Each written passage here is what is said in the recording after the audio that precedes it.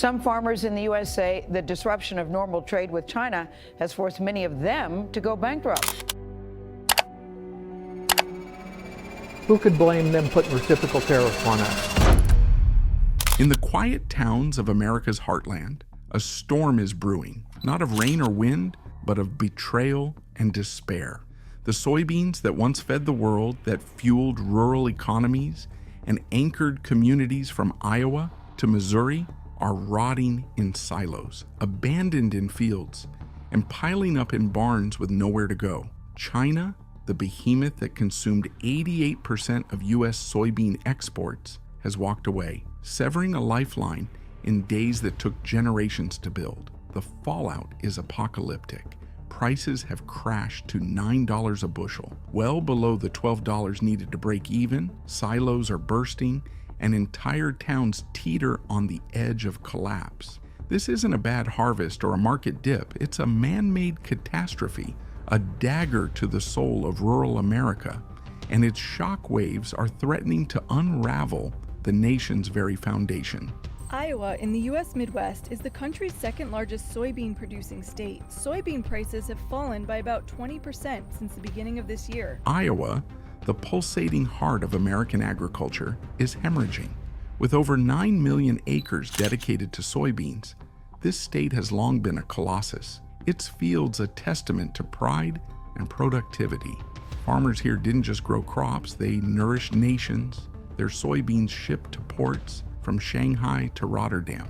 But this year, the rhythm of planting, harvesting, and shipping has stopped dead. China, the linchpin buyer, canceled long-term contracts overnight, leaving Iowa's farmers staring at mountains of unsold beans. Silos are stuffed beyond capacity. Barns cluttered with bags, not because farmers are holding out for better prices, but because no one's buying. In Marshalltown, a farmer named Tom stands in his barn, his calloused hands trembling as he surveys a pile of soybeans that cost him his future.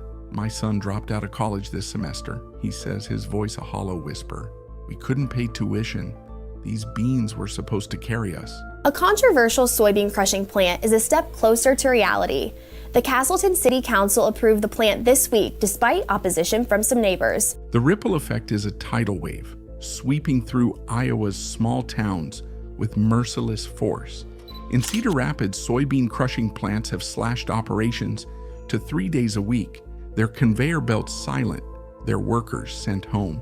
Maria, a single mother who spent 15 years on the processing line, faces rotating furloughs that cut her hours to 20 a week.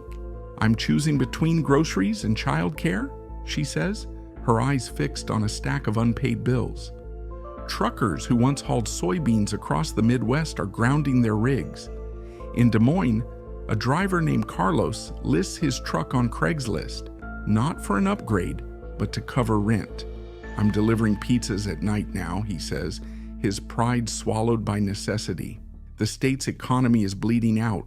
Tax revenues from agriculture are plummeting, forcing brutal cuts to schools, health care, and public safety. In Ames, officials face a grim choice: keep the high school open or the streetlights on. The silence on Iowa's roads, once alive with grain trucks, is a requiem for a way of life slipping away. I'm here at the South Dakota Soybean Processors Plant in Volga, where South Dakota soybeans are processed into meal and oil. Illinois, the logistical engine of the Midwest, is grinding to a halt. While it doesn't match Iowa's soybean acres, its web of trains, trucks, and processing plants has long kept the heartland's crops moving. Decatur, home to some of the nation's largest soybean processors, is a shadow of its former self. Factories that once ran 24/7 are operating at 60% capacity. Their workers like Jamal, a 20-year veteran of the night shift, staring at empty job boards. "No one's asking about shifts anymore," he says, his voice heavy with dread. "They're asking if there'll be a job next month." Rail lines that carried soybeans to southern ports are idle, their cars rusting on sidings.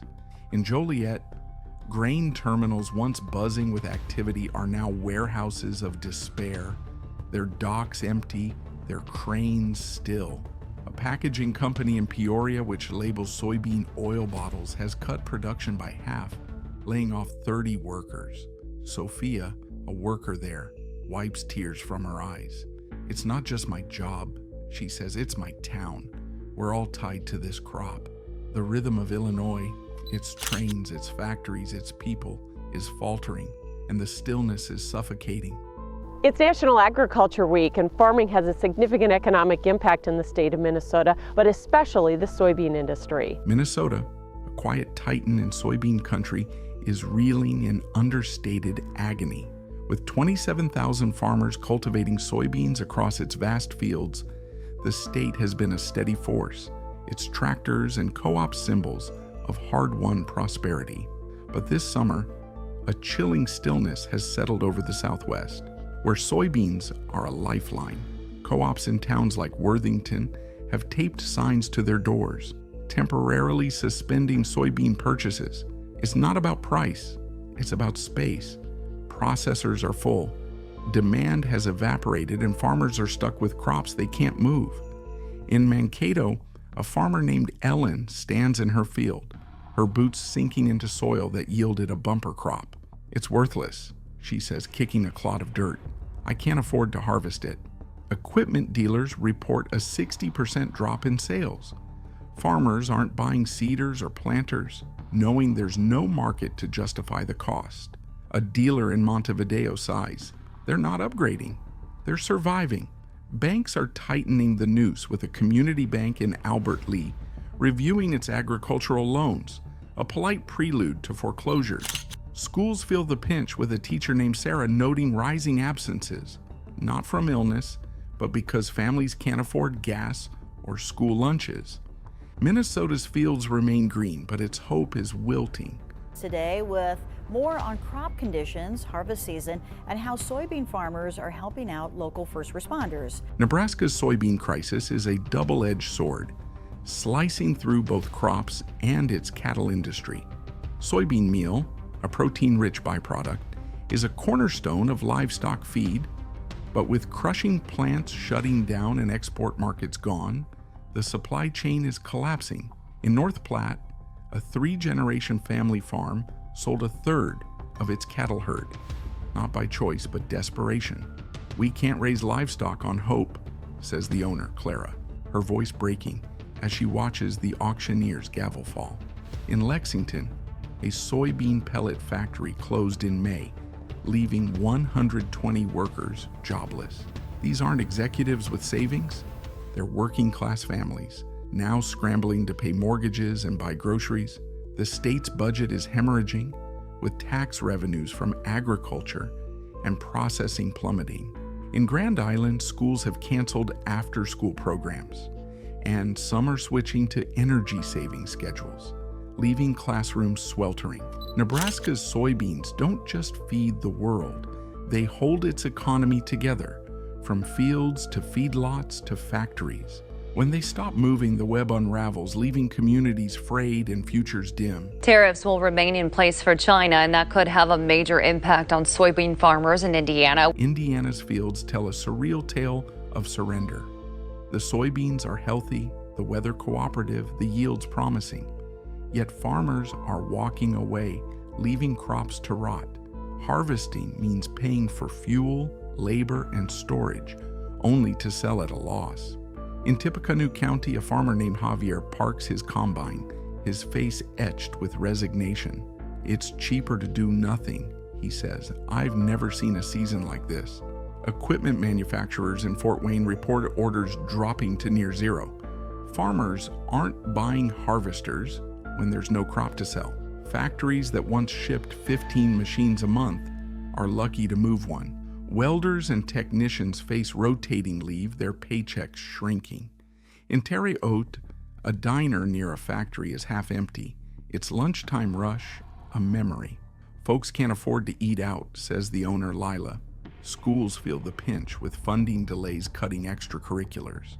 Families are pulling kids from sports, rethinking college plans. Indiana's balance of agriculture and industry, once a strength, is now a trap. Farms are stuck without buyers, and factories are stalled without farmers spending. Farmers across the region are entering into a crucial time for their crops. Growing season well underway for most crops in Missouri. Missouri, the unsung hero of the soybean chain, is where crops become products, packaged, labeled, and shipped to shelves worldwide. But its plants in St. Joseph and Columbia are faltering, with orders down 40%. Workers like Dion, who relied on overtime, now sit at home waiting for shifts that don't come. The conveyors are off, he says. It's too quiet. A food packaging facility in Jefferson City shut its printing line, a silent blow to 50 workers.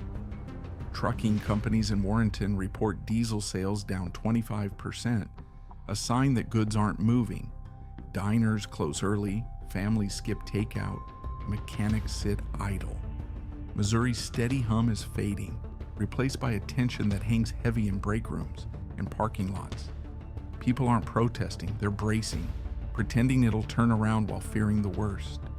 Kansas may see a record soybean harvest this year. According to the USDA, over 60% of the soybean crop in Kansas is in good. Kansas, with its wide skies and fertile fields, planted soybeans with confidence this spring, trusting a cycle that's held for generations. But when China walked away, that confidence became a burden. Silos in Great Bend are stuffed, storage facilities closed, trucks parked along roadsides for days. A farmer named Marcus stands by his overflowing silo, his hands clenched. I waited for a buyer, he says. Now I'm just waiting for a miracle. Some call this season a total loss, with debts piling faster than the beans. Equipment dealers report sales plummeting, banks tighten loans, and small businesses, from diners to feed stores, feel the freeze. Kansas's pride, its land, is now a weight. Its fields, a reminder of promises broken by forces far beyond the horizon. It's events like a drought here in Kentucky and hurricanes to the east that highlight the value of the Farm Bill for communities across America. Kentucky, though less known for soybeans, is not spared. Its farmers, who supply local processors and livestock feed, face the same collapse. In Henderson, a farmer named Ben sold his tractor, not to upgrade, but to buy groceries. It's like selling a piece of my soul, he says, his voice heavy with defeat. Local feed mills are cutting shifts, their workers like Rachel, a single mother struggling to pay bills. I'm working 2 jobs now, she says, and it's still not enough. Schools in rural counties are canceling bus routes, unable to afford fuel. Kentucky's small farming communities, already stretched thin, are fraying at the edges, their resilience tested by a crisis they didn't create. President Trump's trade war with China continues to escalate. The White House now says China is facing a 145% tariff, higher than what was originally announced. The roots of this apocalypse lie in a trade war that's turned allies into adversaries. The Trump administration's 145% tariffs on Chinese goods, meant to protect American industry, prompted Beijing to retaliate with 125% tariffs on U.S. agricultural products.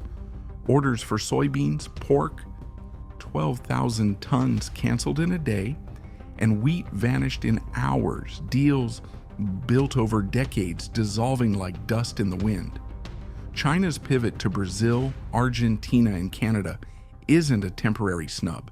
It's a strategic realignment, with long-term contracts locking the U.S. out. The administration touts new markets in the UK and India, but farmers see through the spin. Those markets are too small, too distant, too slow to replace China's demand. A $20 billion aid package, echoing 2018's bailout, is on the table, but it's a bandage on a broken spine. A check pays this month's fuel, says Claire in Nebraska, but it doesn't bring buyers back. My dad used to farm it. Doug Fuller's family has been farming in northern Polk County for generations. Now I get to call all the shots. The human toll is a wound that won't heal. Mental health hotlines in rural areas are overwhelmed with calls from farmers like Tom, who see no way out. I'm not just losing money, he says. I'm losing my family's legacy. In Minnesota, a teacher named Sarah notices students withdrawing, their parents too strapped to afford gas or lunches.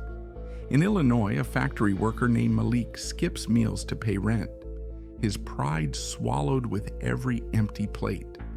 In Iowa, a young farmer's daughter named Lily decides against taking over the family farm, choosing a city job instead. "I can't watch my parents lose everything," she says.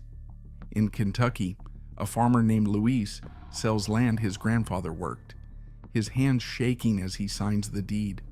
The trust that held rural America together is unraveling. Farmers once believed in markets, in government, in the promise of hard work. Now they feel like pawns in a geopolitical chess match, their livelihoods sacrificed for tariffs and posturing. In January, the Trump administration has moved to cancel or freeze trillions in federal funding. That includes billions in funding from the U.S. Department of Agriculture. The economic ripple is a tsunami sweeping through the heartland and beyond. In Iowa, tax revenues are down, slashing school budgets and hospital funds. In Nebraska, cattle ranchers sell herds, disrupting a cycle of profit and growth. In Missouri, trucking companies idle rigs, cutting jobs and local spending. Equipment dealers across the Midwest report sales plummeting.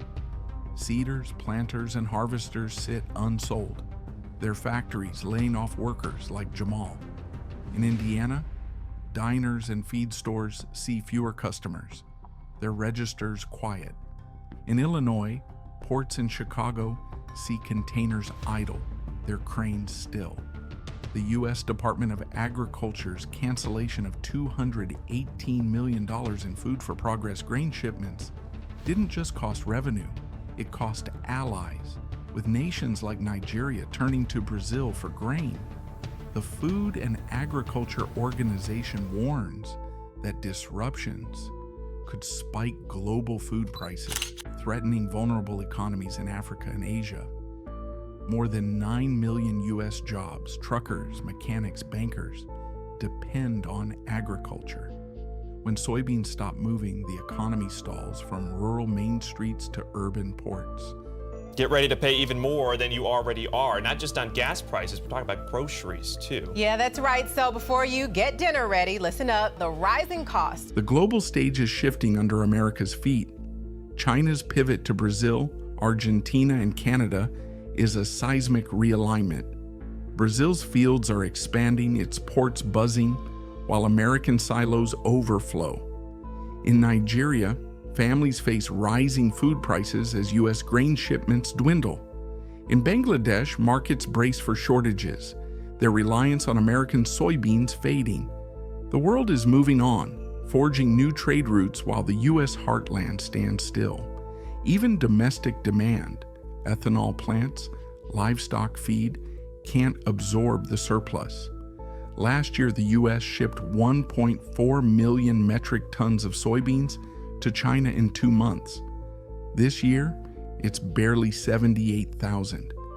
The collapse isn't a slide, it's a free fall. China canceling its soybean contracts with North Dakota, leaving American farmers scrambling to find new markets. The cultural toll is as profound as the economic. Farming isn't just a job, it's an identity, a legacy passed through generations. In Nebraska, Clara's cattle auction feels like a funeral for her family's heritage. In Minnesota, Ellen's unharvested fields are a betrayal of her father's teachings. In Kansas, Marcus's overflowing silo is a monument to a broken promise. In Iowa, Tom's son abandoning college is a wound to their lineage. Young people are leaving, unwilling to gamble on a future that looks like a losing bet.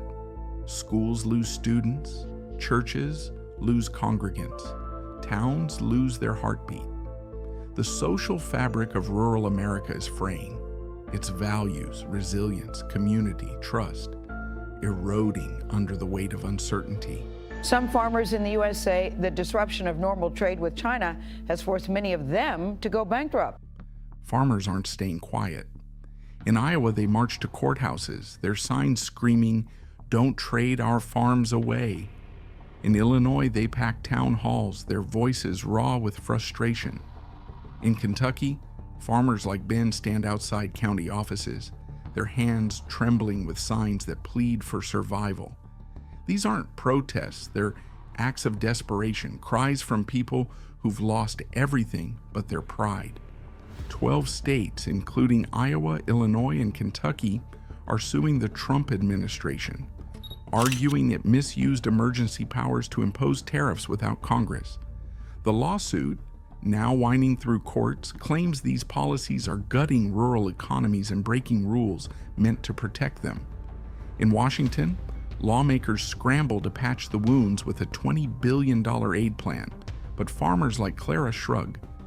Money won't reopen China's ports, she says. The USDA speaks of new pathways, but the words ring hollow. Farmers don't want checks, they want a future.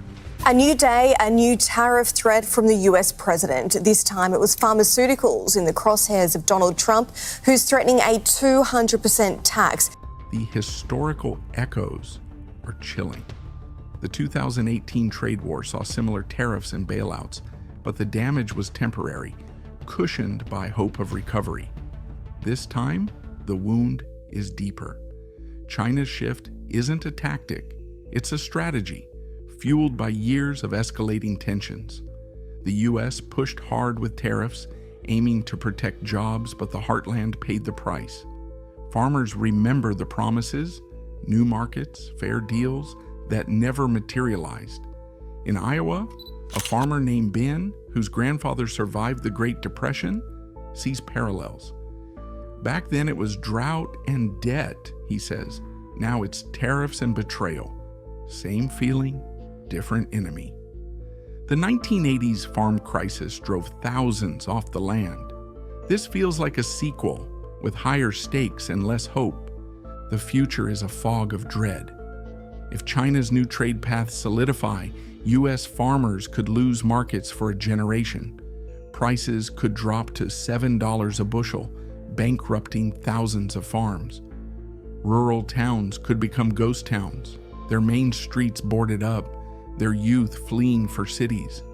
Inflation could surge, hitting urban consumers with $10 loaves of bread and $5 gas. Global food shortages could spark unrest in vulnerable nations, from Nigeria to Yemen. Diplomacy could reopen China's ports, but it's a long shot. Beijing's trust is gone, and its new suppliers are cheaper. Infrastructure investment, better roads, modern storage, could ease the pain, but it's years away. Military tensions, if escalated, could complicate trade further, with China leveraging its economic power to isolate the U.S. The world scrambles, but it's not enough. Brazil ramps up production, its fields swallowing markets America once owned. Argentina expands ports, Canada upgrades rail lines, while U.S. infrastructure, roads, storage, terminals, sits underfunded and overwhelmed. In Chicago, traders dump soybean futures, signaling panic. In Louisiana, ports see containers idle, their cranes still. In Missouri, a trucking dispatcher named Rachel sees her routes dry up. No beans, no loads, she says, no loads, no paycheck. In Illinois, a factory worker named Luis skips doctor visits to afford gas. I'm healthy enough, he says, but his cough tells a different story.